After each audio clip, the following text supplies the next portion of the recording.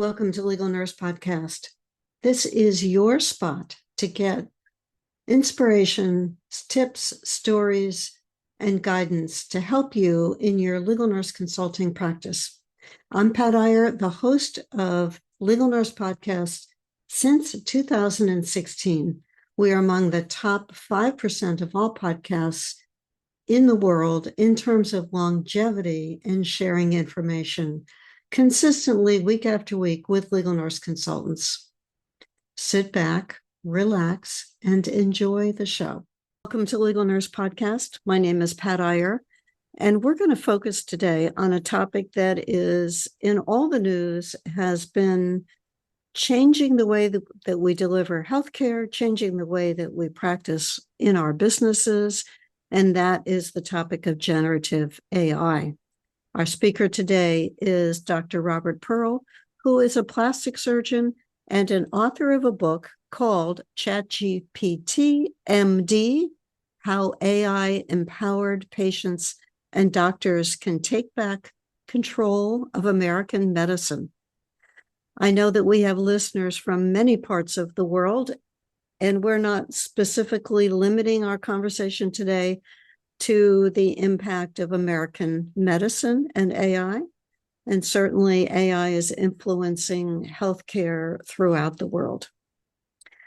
Dr. Pearl has experience running a huge medical system called Permanente Medical Group. He was the CEO, the co-CEO of Kaiser Permanente for 18 years.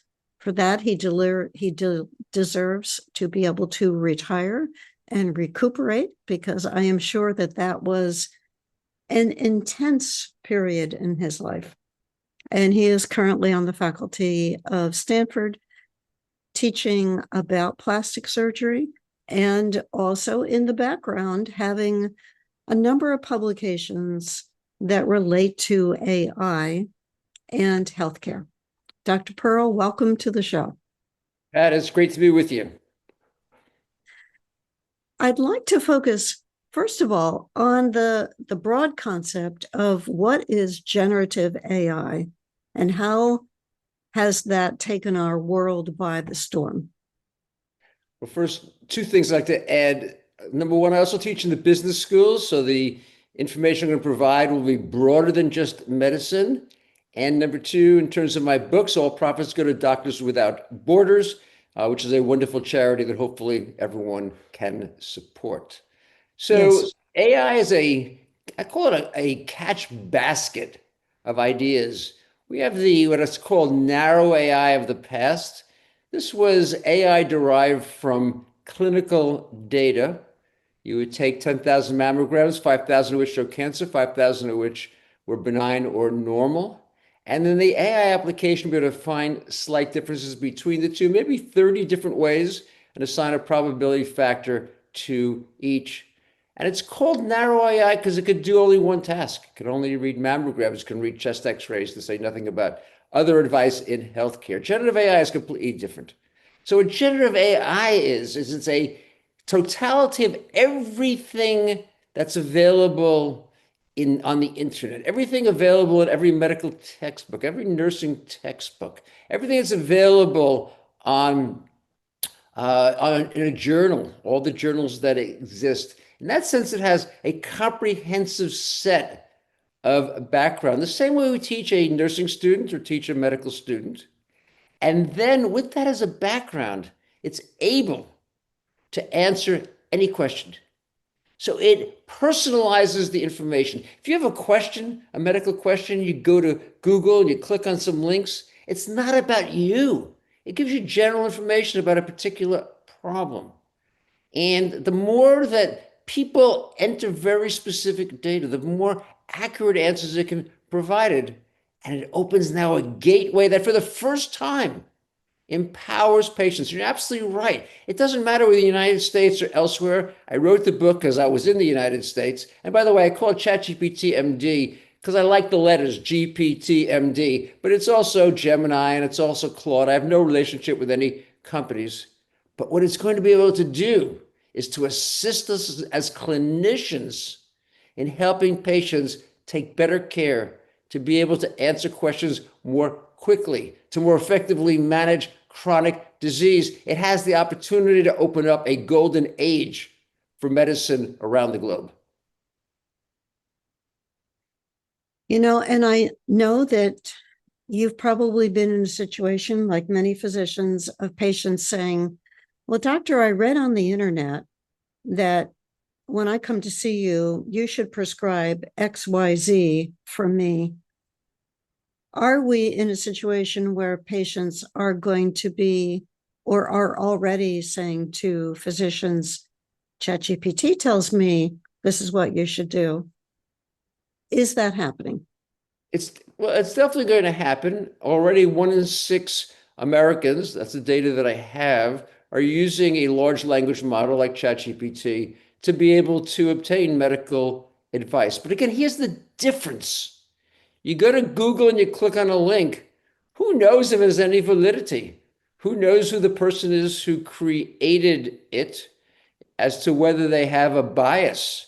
So there's all sorts of ways that you can get led in the wrong direction. And by the way, as I said earlier, it's not specifically about you. Now we compare it to generative AI. And if a medical textbook, if a nursing textbook says that a particular approach is the right thing, this is how we train this next generation of clinicians. And for whatever reason, the doctor or the nurse wants to take a different tact. That's an important conversation to have. Why are they not following the expertise that is in the classic textbooks? You see, this is how the technology of generative AI is different. It's not going to find a single piece of information. It's going to understand everything that's written. And when 90% of the nursing textbooks or nursing articles talk about a particular approach as being the optimal one, most likely that's going to be the right one. And if your clinician is going to take a different tact, you as a patient need to understand what is so different about you so you can better understand your disease and achieve a better outcome.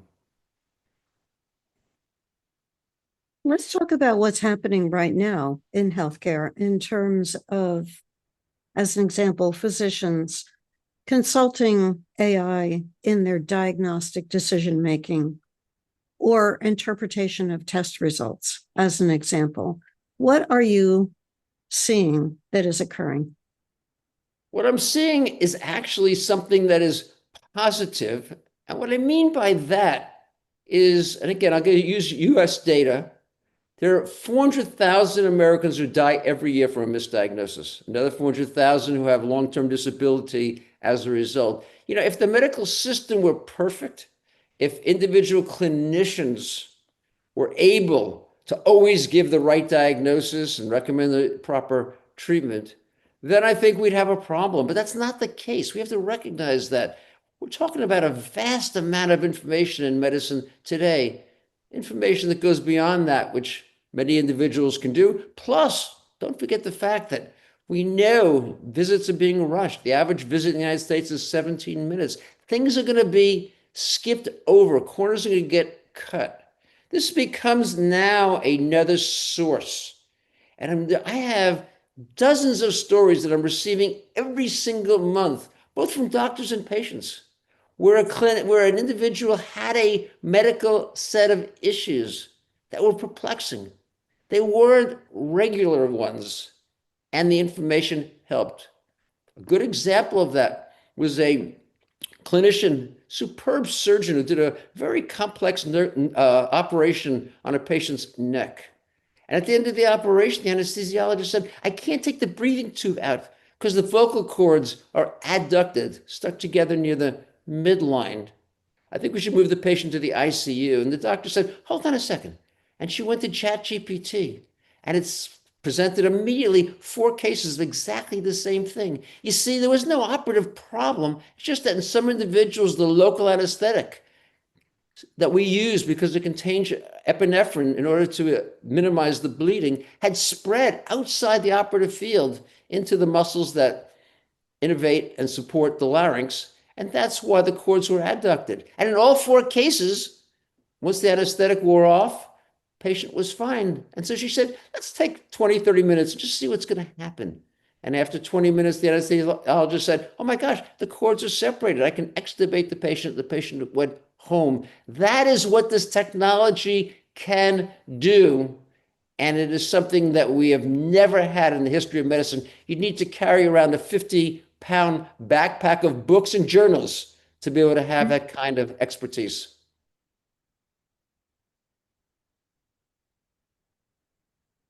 And yet, not all of healthcare is embracing AI.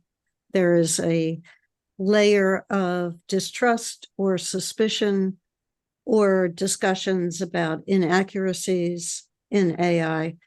Legal nurse consultants listening to this podcast have heard stories of attorneys who have relied on AI to write their briefs and found out to their horror and embarrassment that some of those briefs were just, the cases were simply made up.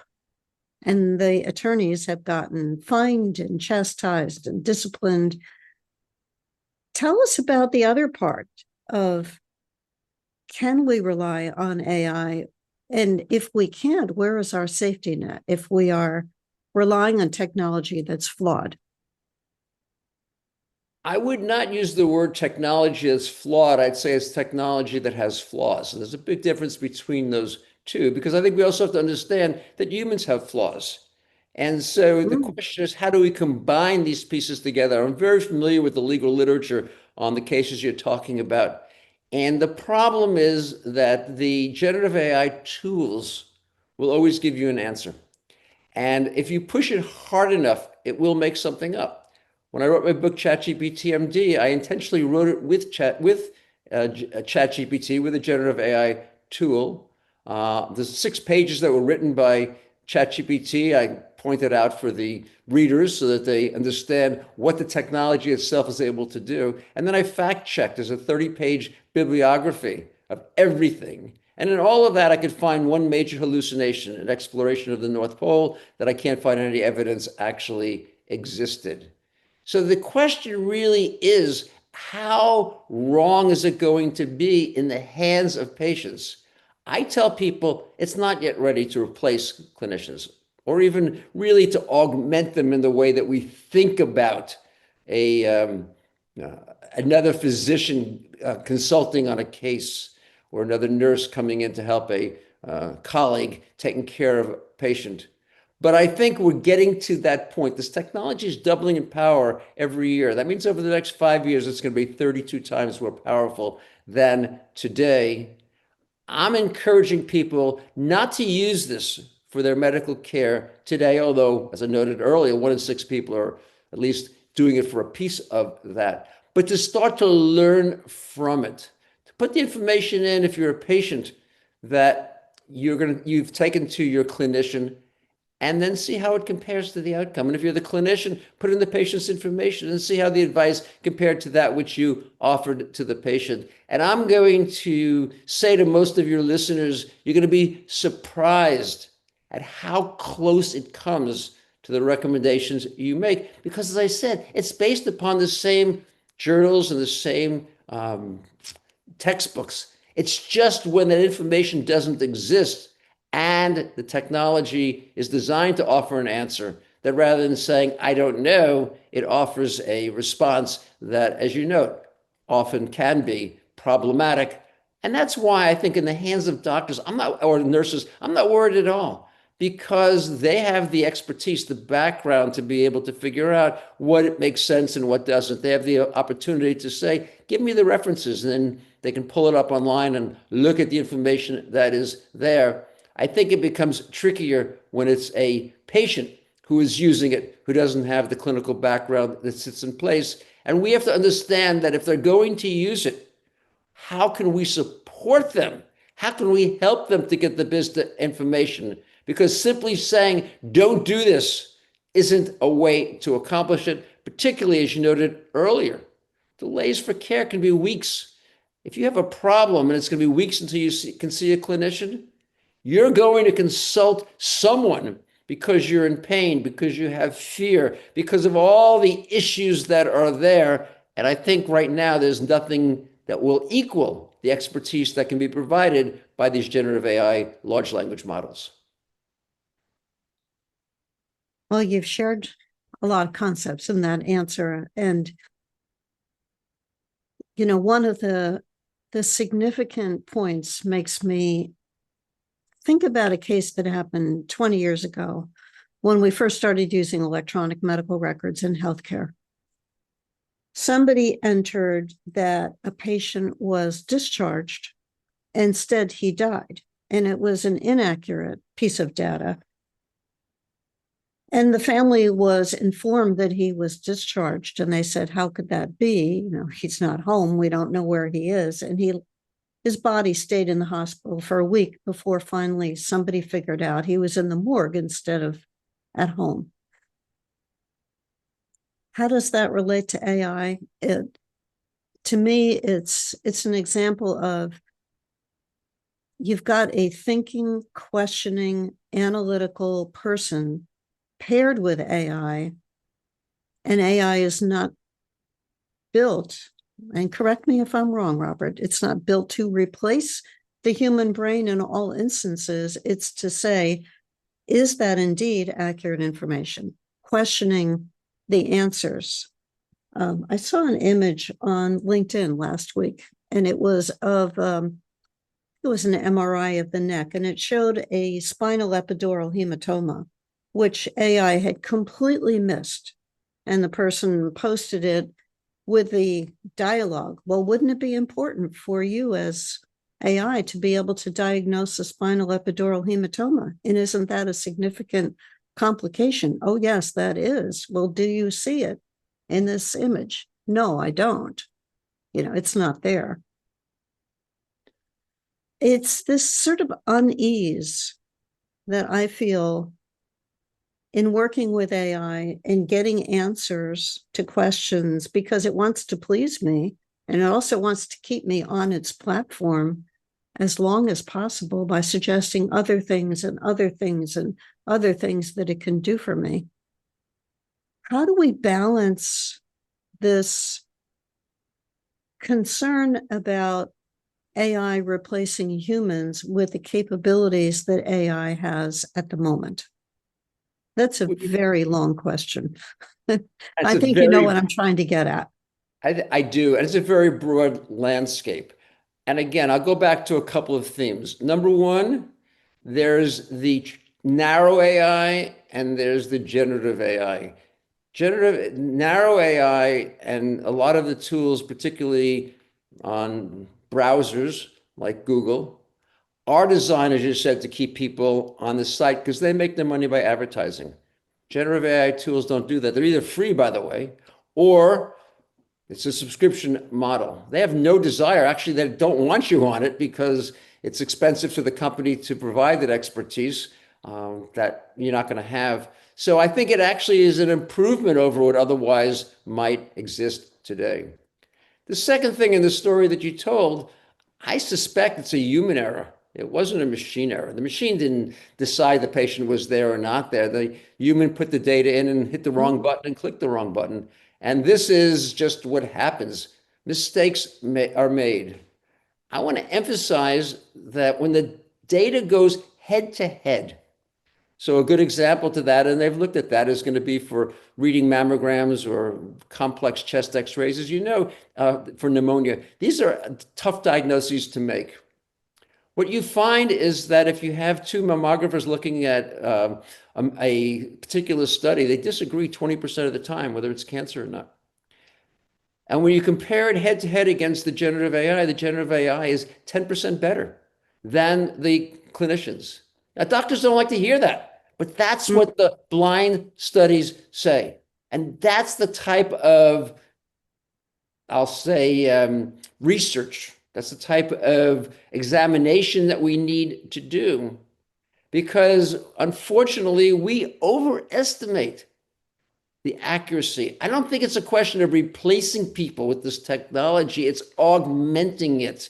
It's filling in. It's offering a second opinion. It's providing care between visits. And I know a lot of your listeners are nurses, and I am dependent upon nurses. as you said, I'm a plastic surgeon, but I focus on kids with cleft lip and cleft palate. So it's the nurses in the pediatric units and sometimes even in the NICUs that save the lives of my patients. So I'm very grateful about it. But if you look at the typical nurse's job, she or he is going to make rounds early in the morning, let's say 8 o'clock, and then come back at noon. What happens between those 4 hours? We don't know. Imagine a generative AI tool that could be looking at the monitors that are at the side of every bed and be able to tell the nurse not that there's a problem that he or she missed, but that there's a patient whose condition has changed that might be worrisome. Now, if we had everyone on telemedicine, of course, we wouldn't need it because we'd have a nurse looking at the screen. But that's not what happens in any hospital in the country. It's just too expensive to do that. So we cut a corner, and now we have a tool that could assist. And again, I know, I'm not a nurse, but I talk to a lot of nurses. That's the biggest concern, that something is going to get missed in that interim with all the other things the nurse has to do. And to have that as a background, I think that would be quite a contribution, again, not to replace the nurse, but to fill in the times between when the nurse can do it. So we don't have to wait till that monitor indicates a crisis and it starts beeping loudly. We can tell that an hour earlier so we can avoid the crisis. And you're pinpointing a world that we know well because we work with the attorneys who get the cases that pass through the multiple filters to make them valid cases that are worth taking after discounting a lot of other factors that influence the desirability of that. We know that the healthcare system is broken in the United States. We know that it's broken in other countries as well. Tell us a little bit about how you see AI helping to, in addition to the example that you just gave about early warning systems, how is the promise being manifested to help with the brokenness that we're experiencing? All clinicians always start with a diagnosis. And in this case, my diagnosis is that the types of problems that we have taken care of, or we take care of today, are different than the last century. And that is the underlying reason why medicine is so broken today. So what do I mean by that? Well, you go back into the last century, the 20th century, we took care of what I call acute problems. A patient had pneumonia, a patient maybe had a broken bone, appendicitis, and we'd see the patient, we'd make a diagnosis, we'd do a procedure, and then they were better, almost always. What do we have now? Now 70% of the patients we see have chronic disease. If a patient walks into a clinician's office with diabetes, you have to schedule 4 visits for the rest of their life. You have to schedule 100 to 200 visits. That's a massive amount of more work. So we count the number of Americans, the number of patients, but we don't count how much care they need. And that, I think, is the basic problem. We've increased the work. We're talking both on physicians and on nurses. It doesn't matter where it is. And you have to then cut corners. You have to do things that you know are not the right thing to do because you have to get through the day. You have a certain number of patients to round on, and you can't spend as much time as you would like. You have a certain number of patients to see in a day because they have problems and the backlogs are growing and they're calling into the office.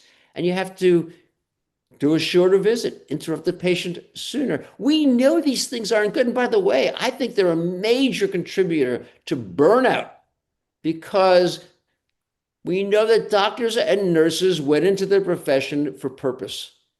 And the worst thing in their mind is that they've done something to harm a patient under their care. And when you cut corners, invariably that's going to happen. That's why there's 400,000 misdiagnoses. It's not that people don't have the knowledge. They don't have the time. So that's where I see this tool working. And in the book ChatGPT MD, I talk about lots of different ways we can do that, ways that we can help prevent chronic disease, ways that we can monitor patients so that we can change medications. and be able to better control diabetes and hypertension and heart failure. According to the CDC, if we could do that, we could eliminate 30 to 50% of heart attacks, strokes, kidney failures, and cancer. Now try to imagine, and I'll say the US healthcare system, but this year I speak at over 50 conferences. I was in Switzerland, I was in Italy, I've been in Brazil, I've been in multiple nations. The problems are the same everywhere because the chronic diseases are there everywhere. Imagine 30 to 50% fewer heart attacks, strokes, kidney failures, and cancers. We'd have a lot more time.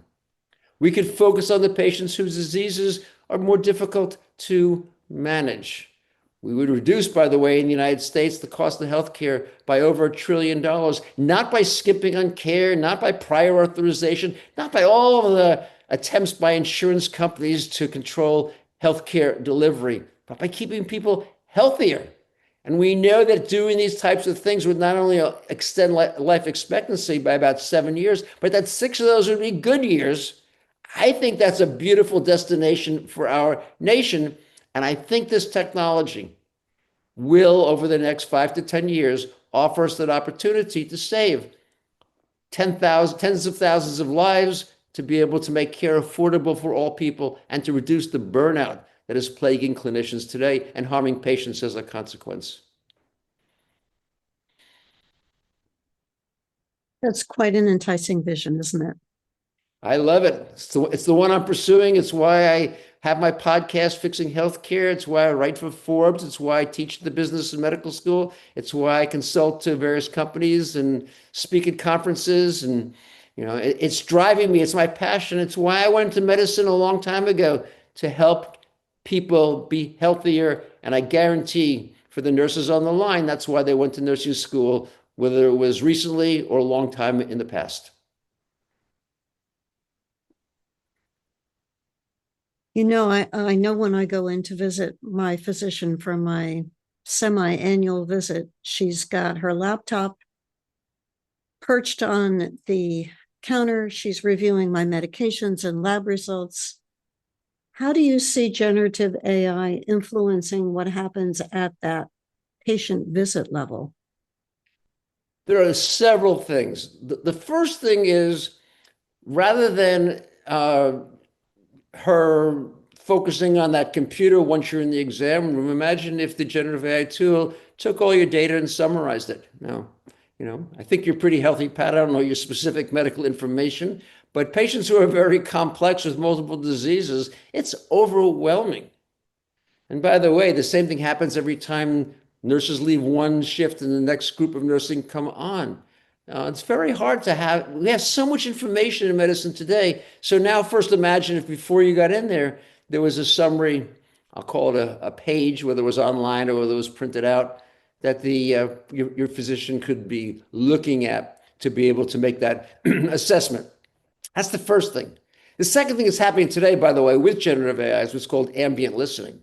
And so we know that right now, increasing numbers of individuals, and I think within 5 years, it'll be everyone, the technology listens in and generates the electronic health record, because that is what was so distracting for clinicians. I mean, there's lots of stories of clinicians never looking at the patient, missing something that's so obvious because they were focused the entire time on looking at a screen and typing into the system. So I think these are all going to be some major, major improvements. But it's that ability to monitor the patient at home. You see someone in the office and you make a decision. Let's say they come in with hypertension and you prescribe a medication. What do we tell them? Come back again in 4 months. And in 4 months, they come back in and it's elevated. What do we say? It's white coat syndrome. I mean, it could be 8 months or a year before that hypertension is adequately controlled. And we know that hypertension is the leading cause of strokes. Imagine if after 1 month we had 3 readings a day, 100 readings, and the technology could say the patient's doing great. Blood pressure's coming down, it's under control. Or it said, no, nothing good is happening. In fact, it's getting a little bit worse. And now we could change medication after 1 month. These are the kinds of opportunities. As I say, it's not that we don't think of good things to do. We would like to monitor patients frequently. It's just that we don't have the time to do so. This becomes the tool. When you're worried about a problem, whether it's a patient in an inpatient bed or a patient home after a procedure, a patient home after an office visit, and you're worried about that individual, now you can have more peace of mind because you can have that data. Think about it as filling in for the places, the times that we don't have the patient in front of us. In your case, if you see your clinician twice a year, what happens in between? How do you know whether you have a problem? How does your doctor know? How does she know whether she should do something differently? We fly by the seat of the pants. We pretend we have things under control. We presume that the patients are going to call us if there's a problem. Those assumptions are false. And yet we have increasing reliably useful remote monitoring, like my Apple Watch, which could send an EKG to a cardiologist, or my glucose sensor, which can tell me if my blood sugar is getting too high or too low and can be sent to the physician. I also think about the physician, the cardiologist, or the family practice doctor, or the endocrinologist who's getting a flood of data. Can AI filter out and say, well, this one's got an AFib showing up on the EKG that's new versus, oh, this is just normal sinus rhythm. Don't have to pay attention to that. That's taking us a step further. You're raising such an important point, and it's, to me, a major criticism that I have of these companies that make the devices. I challenge you, Pat, to find me a single clinician in the United States who wants to get data off of that watch or data off of that glucose monitor every single day. They're already swamped. They're already overwhelmed.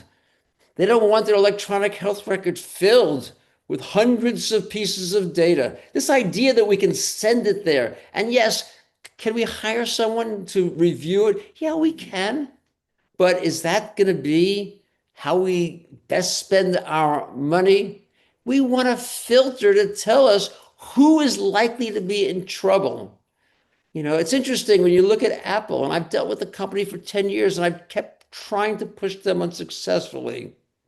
Don't create a device to find AFib in people who don't have it. Find a device to monitor patients who have it and let them know whether their condition, a life-threatening condition, is under good control or not. But they don't want to build that because of the medical legal risk. You're the expert in that particular area. That's what patients need. We have these tools. We can measure blood pressure. And we want to be able to know after 1 month, how is it doing? This is exactly what a generative AI tool is able to accomplish. First and second derivatives. We learned it in college when we took mathematics, how to figure out whether things are getting better, staying the same, or getting worse. And the clinician can set parameters around that. So now you have the opportunity, or using another example, we have great nurses doing chronic disease management in telephone centers. The problem is they have 100 patients that they're following, or 50 patients, whatever the number might be, and they have no idea who's doing well and who's doing poorly, since, in the change, because they haven't talked to them. So they have to call people in a sequence. Imagine if instead of having 100 names, you only had 10 of the people, which included all the 5 people who are really in trouble. And you could focus every day on those individuals, the ones who are likely to be in trouble. This is the big opportunity. As I say, think of these devices not as replacing people, but as augmenting them, filling in the time between visits, filling in the distance between the home and the office and the hospital. This is an opportunity. And you only are going to miss the opportunity if you think that what we do today is so great. And when you look at the data, particularly in the United States, life expectancy has not gone up in 15 years. As I said earlier, 400,000 people dying from misdiagnoses, medical errors, 250,000 people dying from medical errors every year. I'm sure they all come across your desk and that of your audiences. Imagine if we could eliminate half of them and save probably 500,000 lives by the time you add into that better management of chronic disease and prevention of the heart attack, strokes, kidney failures, and cancers. We have just touched the surface of this topic, I can tell. And yet, we need to wrap it up and have you answer the final question. How can people find out more about you, your services, and your publications? The best place to find that is to go to my website, robertpearlmd.com. When you're there, you can find all that information, clicking on the various tabs that exist. As I say, my most recent book is ChatGPT MD, How AI-empowered patients can, AI-empowered patients and clinicians can take back control of American medicine. But there's also my previous books about the culture of medicine and the broken system that you can find there. As I said, I write for Forbes every other week. You can find it also on LinkedIn. A lot of opportunities, but the best place to start would be on their website, robertpearlmd.com. And I welcome your listeners to communicate with me. Let me know what they think. Let me know what they're finding. Try the technology yourself and see how well it does. Let's actually get some data and some experience, and your listeners are some of the best experts to educate me on what happens in real life practice. Thank you. Thank you so much for sharing your expertise with us. For you who've been listening to this program, thank you for paying attention, thinking about how AI impacts your legal nurse consulting business. There's a whole nother aspect of this related to organizing and filtering through medical records that we can talk about in a future episode. And be sure to hang on for just a few more minutes to find out who's coming up next on Legal Nurse Podcast. Go to legalnursebusiness.com for updated information on our programs, our services, our publications, and the free reports that are available to you. I will see you next week. Coming up next on Legal Nurse Podcast, we're going to look at a topic that influences your legal nurse consulting practice. It influences the way that medical care is delivering or being delivered in this country. And our speaker is an expert, a physician, and an expert on AI, Dr. Robert Pearl. Dr. Pearl, we just recorded your podcast. Tell our viewer what kinds of major topics did we cover in your show? The first topic we covered was differentiating generative AI. These are the large language models like ChatGPT and Gemini and Claude from the AI that came before. And without understanding that, you can't understand the advantages that the new approach creates. We talked in depth about how this technology will not be replacing clinicians, but filling in between visits, filling in when the doctor or the nurse isn't available. We talked about the fact that 1 in 6 Americans already use this technology to obtain medical information, and that they're able to use that to be able to get expertise when they can't yet get a clinical visit. We talked about the 400,000 Americans who die every year from misdiagnoses, the 250,000 who die from preventable medical errors, and how poorly we control chronic disease. And according to the CDC, that accounts for 30 to 50% of heart attacks, strokes, kidney failures, and cancers, and the opportunities that it will have, if done well, to save hundreds of thousands of lives every year, to be able to make healthcare affordable for all Americans, but around the globe, for all people, to reduce disparities in health care, improve equity in medicine, and be able to reduce the burnout that is plaguing both the physicians and nurses in American medicine today, and based upon global data, people around the world. This is the opportunity to be the golden age of healthcare in every country in this world. It is an opportunity that I believe we need to seize.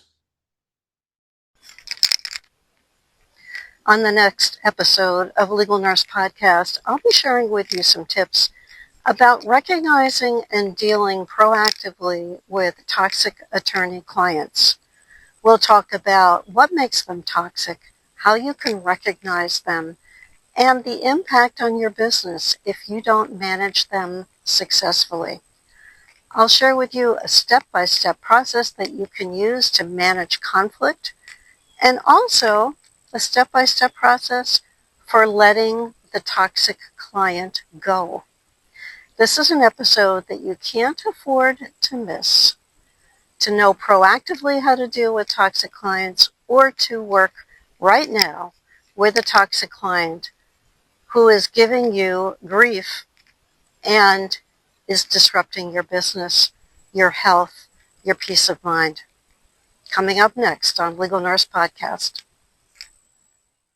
Thank you for being part of the Legal Nurse Podcast audience. I'm delighted that you've joined us for this episode. Be sure to go to legalnursebusiness.com and get your free reports, look around the website, pick up some tools that will be useful for you in your legal nurse consulting practice. And be sure to join us for the next episode.